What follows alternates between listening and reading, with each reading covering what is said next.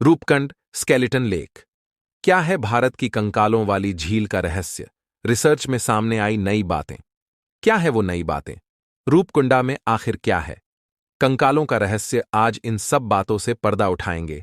Video को last तक जरूर देखना।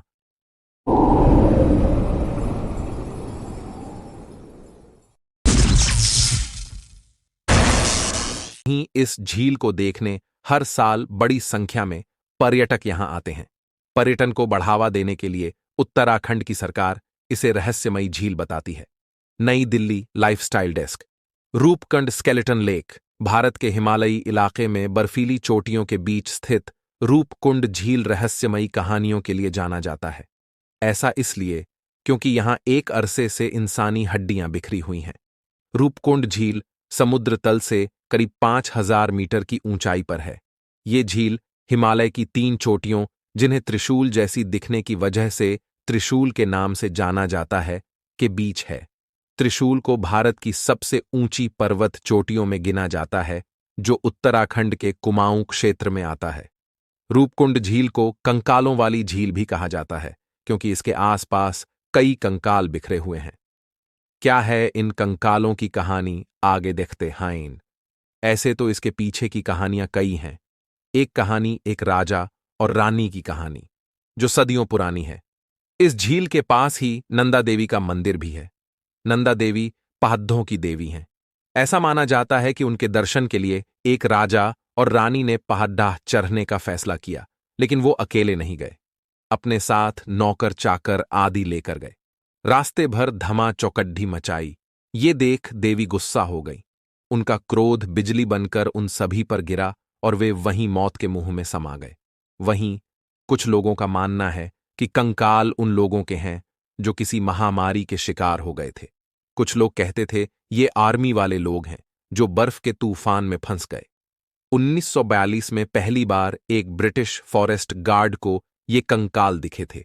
उस समय ये माना गया था कि ये जापानी सैनिकों के कंकाल हैं, जो दूसरे विश्व युद्ध में वहां के रास्ते जा रहे थे और वहीं फंस कर रह गए।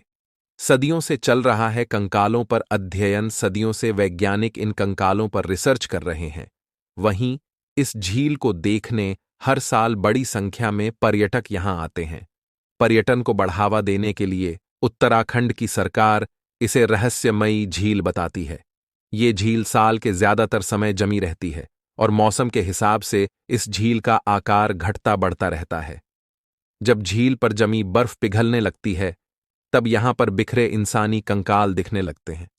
कई बार तो इन हड्डियों के साथ पूरे इंसानी अंग भी होते हैं, जैसे कि शरीर को अच्छी तरह से संरक्षित किया गया हो।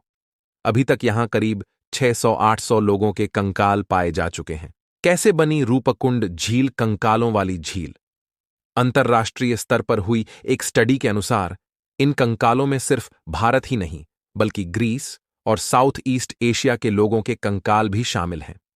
नेचर कम्युनिकेशंस पोर्टल पर छरी इस नई रिसर्च में पता चला है कि आखिर इन कंकालों का इतिहास क्या है। इस शोध में भारत के शोधकर्ता भी शामिल थे। उनके अनुसार इस झील की इससे पहले कभी ऐसी जांच नहीं की गई थी। इसकी वजह यह है कि इस इलाके में लैंडस्लाइड बहुत होते हैं, और दूसरा कि कई सैलानी कंकाल के हिस्से उठाकर ले जा चुके हैं। कुल 71 कंकालों के टेस्ट किए गए, जिनमें से कुछ की कार्बन डेटिंग हुई तो कुछ का DNA test. Carbon dating test से पता चलता है कि कोई भी अवशेष कितना पुराना है। इस टेस्ट में पता चला कि ये सब कंकाल एक समय के नहीं हैं।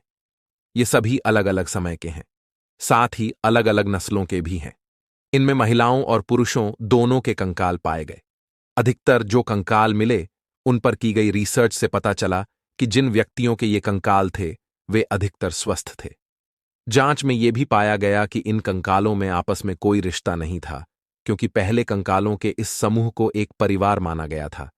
रिसर्च में यह बात साफ हुई कि ये लोग एक परिवार के नहीं थे, क्योंकि इनके डीएनए के बीच कोई भी समानता नहीं मिली। जांच में इन कंकालों में कोई बैक्टीरिया या बीमारी पैदा करने वाला कोई वायरस नहीं मिला। इसका मतलब यह हुआ कि ये किसी बीमारी की चपेट में आकर नहीं मरे थे। इनमें से ज्यादातर कंकाल भारत और उसके आसपास के देशों के हैं। इन्हें साउथ ईस्ट एशिया का माना गया है। कुछ इनमें से ग्रीस के इलाके की तरफ के पाए गए। एक कंकाल चीन की तरफ के इलाके का भी बताया जा रहा है। इसके अलावा ये सभी कंकाल एक साथ या एक समय पर वहां नहीं पहुंचे थे। इनमें भारत और आसपास के इलाकों वाले कंकाल वहां 7वीं से 10वीं शताब्दी के बीच पहुंचे थे। वहीं ग्रीस और आसपास के इलाके वाले कंकाल वहां 17वीं से 20वीं शताब्दी के बीच वहां पहुंचे। चीन का कंकाल भी बाद के ही समय में वहां पहुंचा था। इससे यह साफ है कि वहां मिले कंकाल अलग अलग हादसों का शिकार हुए थे। वो हादसे क्या थे, इसके बारे में साफ जानकारी नहीं है। कुछ कंकालों की हड्डियों में फ्रैक्चर पाए गए हैं, जो गिरने पद्दड़ने से हो सकते हैं। इससे यह अंदाजा लगाया जा सकता है कि शायद ये लोग किसी तूफान में फंसे थे, लेकिन ये सभी बातें साबित नहीं हुई हैं। दोस्तों, हमारे चैनल को सब्सक्राइब जरूर करें, लाइक शेयर करना ना भूलें, कमेंट करके जरूर बताएं आपको जानकारी कैसा लगा।